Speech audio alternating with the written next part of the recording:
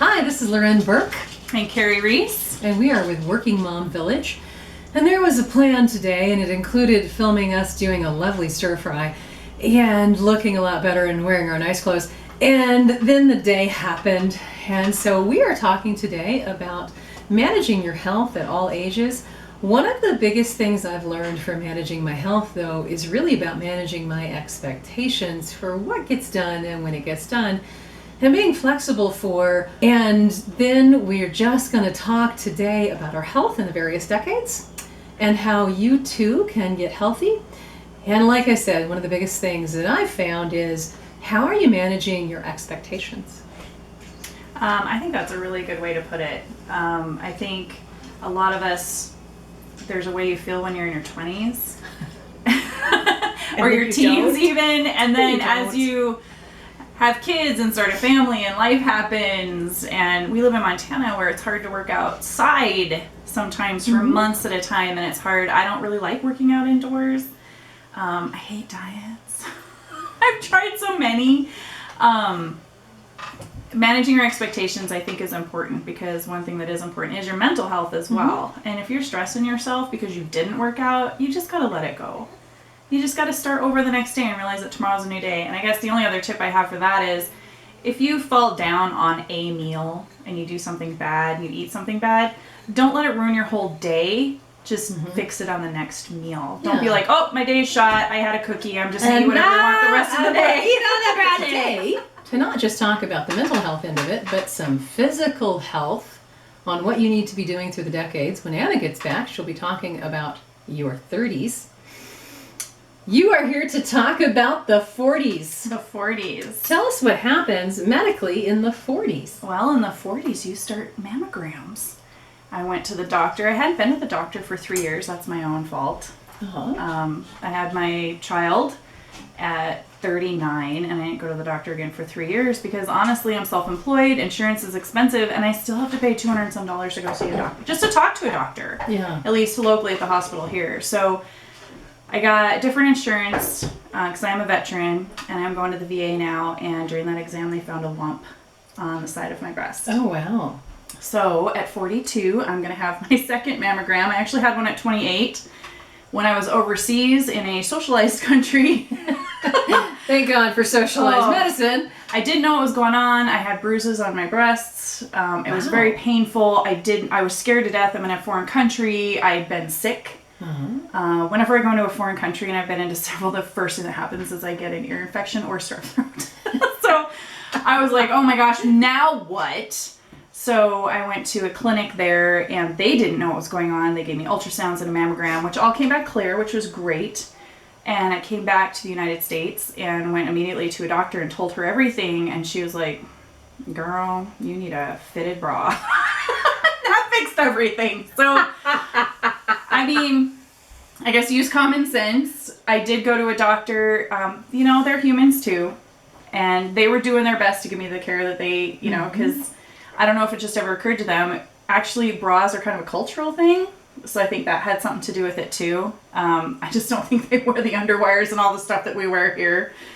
But there is a lump. They were able to move it around. It's not very hard, which is a good sign. I'd also been really ill when I got the exam. So it could just have been swollen lymph nodes. So I am scheduled to go into a mammogram on December 30th to find out what's going on, which I'm only 3 years before when they are supposed to start doing them anyway. Now, you've had one of these before. Okay, so what's your experience of a mammogram? So go on your driveway and just lay it out and let your husband back over it with the car.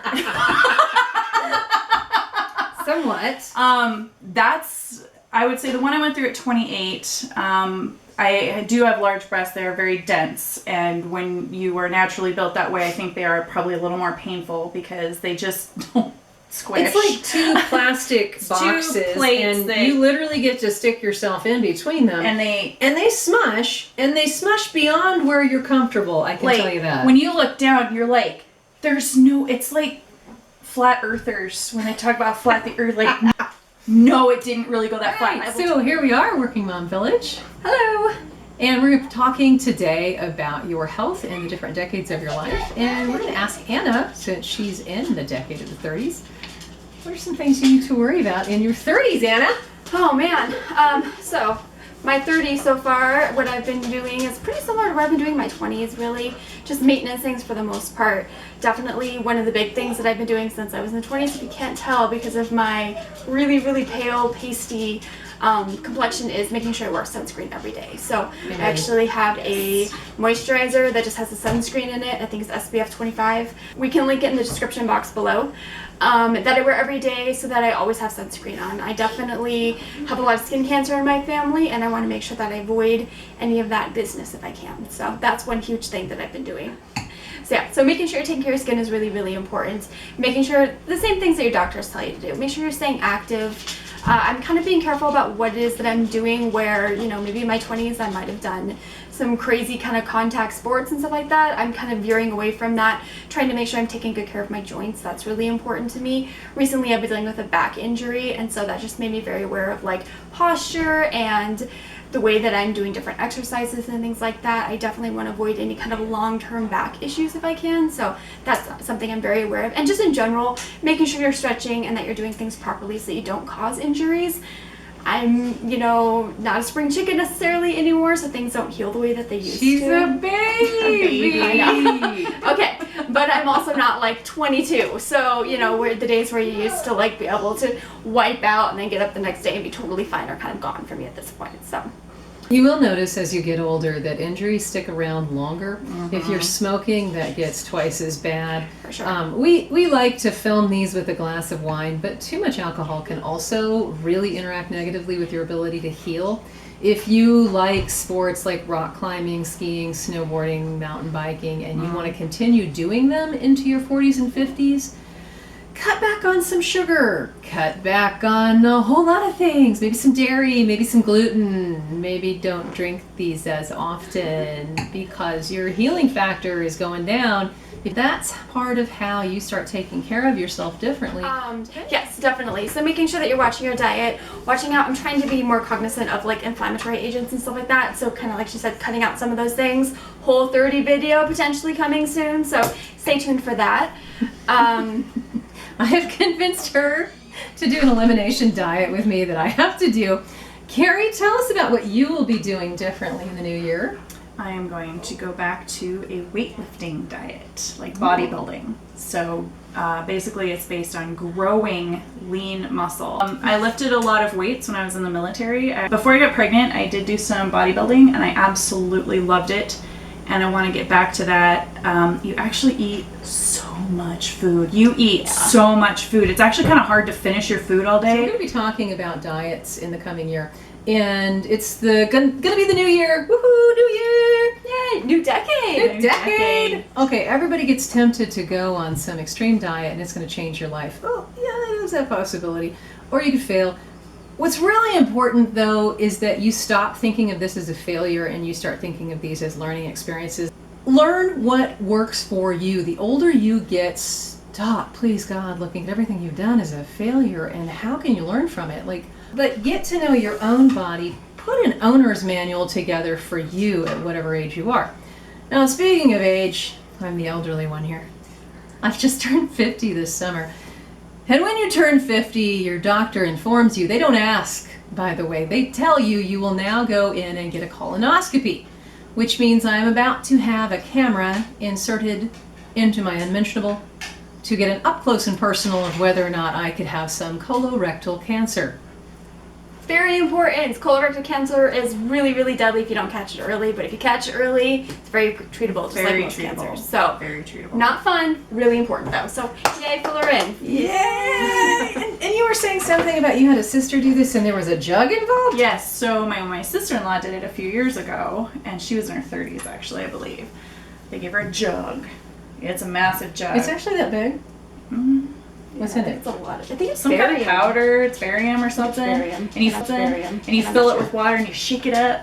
And so what she had done is like every half inch or something, put a line and then something really funny, so that she felt like she was accomplishing something. Because you have like when you start, you have to set a timer, and you have to drink that whole thing and like there's no breaks.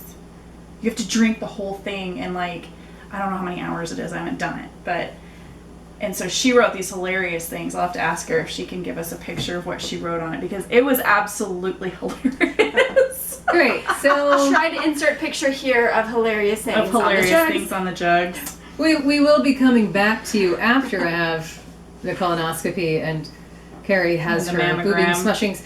And we will talk about that experience, so then I will get to give you the up close and personal. But not that close, not that personal, no pictures. But for a good cause. But for a good Very cause. important. So, and our goal is not to try to scare people too. We're just trying to let you know what the process looks like so that you kind of know what to expect. It's kind of like childbirth, right?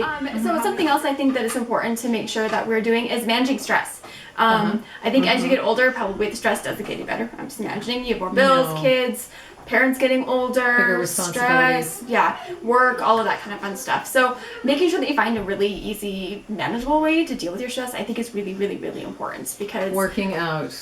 yeah, for sure. That's one for me, is making sure that I stay active. Even if it's not necessarily like going to an exercise class, but going for a walk helps a ton. Being outside, I've noticed, helps me a lot. I notice when I haven't been outside and I haven't been active that I get grumpy and I get headaches and stuff like that as well. So that will definitely make a big difference. Yeah.